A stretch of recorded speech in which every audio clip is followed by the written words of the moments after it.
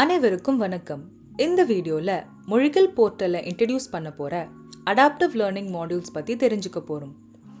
Adaptive learning மாடியூல்ஸ்ல level based content சில முக்கியமான learning outcomes and competencies base பண்ணி கட்டமைக்கப்பட்டிருக்கு.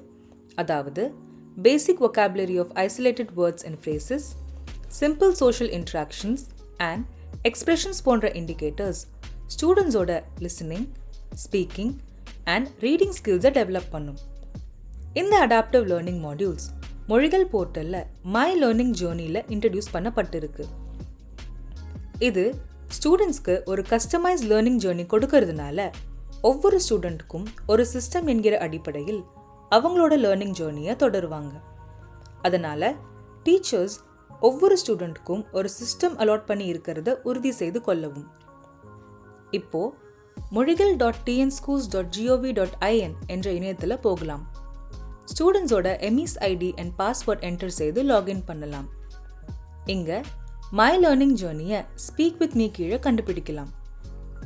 இதில் ஸ்டார்ட் அசஸ்மெண்ட் கிளிக் பண்ணி இந்த அசஸ்மெண்ட்டை தொடங்கலாம். இங்கே இருக்கிற ரெக்கார்ட் பட்டன் கிளிக் செய்து இந்த சென்டென்ஸை ரெக்கார்ட் பண்ணலாம். அசஸ்மெண்ட் முடிந்த பிறகு ஸ்டூடெண்ட்ஸோட ரீடிங் ஃப்ளூவன்சி பொறுத்து ஆட்டோமேட்டிக்காக ஒரு லெவலில் பிளேஸ் பண்ணப்படுவாங்க. ஃபார் எக்ஸாம்பிள், ஸ்டூடெண்ட்ஸ் சென்டென்ஸை கரெக்டாக ரீட் பண்ணால் டைரெக்டாக லெவல் 4லையும் இல்லைன்னா லெவல் 1 to 3ல ஏதாவது ஒரு லெவலில் அவங்க ரீடிங் ஃப்ளூவன்சிக்கு ஏற்ப பிளேஸ் பண்ணப்படுவாங்க. இங்கிருந்து ஸ்டூடெண்ட்ஸ் அவங்க லேர்னிங் ஜேர்னியை ஸ்டார்ட் பண்ணுவாங்க. இந்த மை லேர்னிங் ஜேர்னியில் மொத்தமாக 7 லெவல்ஸ் இருக்குது. Level 1 to 3ல 3 to 5 syllable words and simple sentences கொடுக்கப்பட்டு இருக்கும்.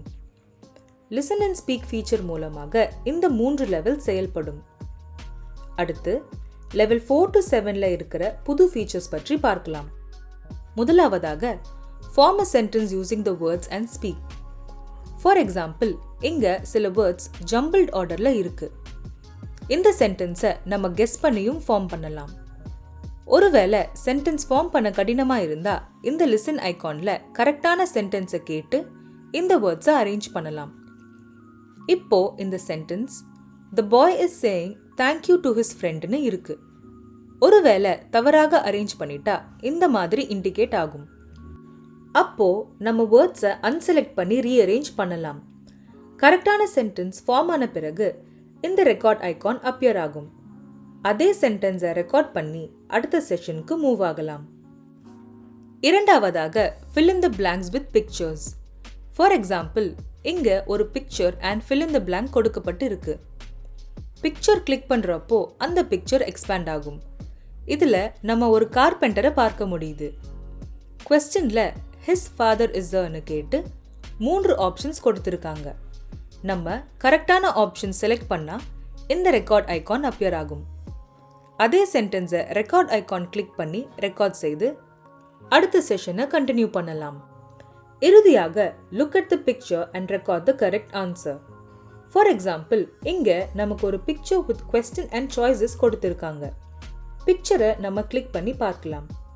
இதில் ஒரு பையன் தூங்குறத நம்ம பார்க்கலாம். இங்கே கொஸ்டினில் what is the boy doing in the பிக்சர்னு கேட்டிருக்காங்க. கரெக்டான ஆப்ஷனை செலக்ட் பண்ண பிறகு ரெக்கார்ட் ஐகானில் அதே ஆன்சரை த பாய் இஸ் ஸ்லீப்பிங்னு சொல்லி ரெக்கார்ட் செய்து அடுத்த செஷனுக்கு கண்டினியூ பண்ணலாம். ஒவ்வொரு லெவல்லையும் P1, P2, P3, P4 என்று 4 ப்ராக்டிஸ் செஷன்ஸ் இருக்கும். ஸ்டூடெண்ட்ஸ் இதை ப்ராக்டிஸ் பண்ண பிறகு S1 என்கிற ஷோகேஸ்க்கு போவாங்க. இதில் ஸ்டூடெண்ட்ஸோட பெர்ஃபார்மன்ஸை அசஸ் பண்ணி அவங்களுக்கு ஃபீட்பேக் கொடுக்கப்படும். S1-ஐ சக்ஸஸ்ஃபுல்லாக கம்ப்ளீட் பண்ண ஸ்டூடெண்ட்ஸ் அடுத்த லெவலுக்கு மூவ் ஆவாங்க.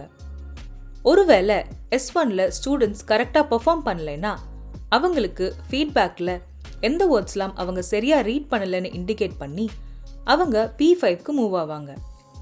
P5, P6, P7, P8னு 4 ப்ராக்டிஸ் முடித்த பிறகு S2 என்கிற இரண்டாவது ஷோகேஸை அட்டென்ட் பண்ணுவாங்க. இதில் கம்ப்ளீட் பண்ணவங்க அடுத்த லெவலுக்கு மூவ் ஆவாங்க. இல்லைன்னா திரும்ப P1க்கு மூவ் ஆவாங்க. இது போல ஸ்டூடெண்ட்ஸ் ப்ராக்டிஸ் அண்ட் ஷோகேஸை சக்ஸஸ்ஃபுல்லாக கம்ப்ளீட் பண்ண பிறகு அடுத்தடுத்த லெவல்ஸ்க்கு ஸ்டெப் பை ஸ்டெப்பாக மூவ் பண்ணி அவங்க லேர்னிங் ஜேர்னியை அவங்க ரீடிங் ஃப்ளூவன்சிக்கு ஏற்ற மாதிரி தொடருவாங்க. இந்த வீடியோ உங்களுக்கு பயனுள்ளதாக இருக்கும்னு நம்புகிறோம்.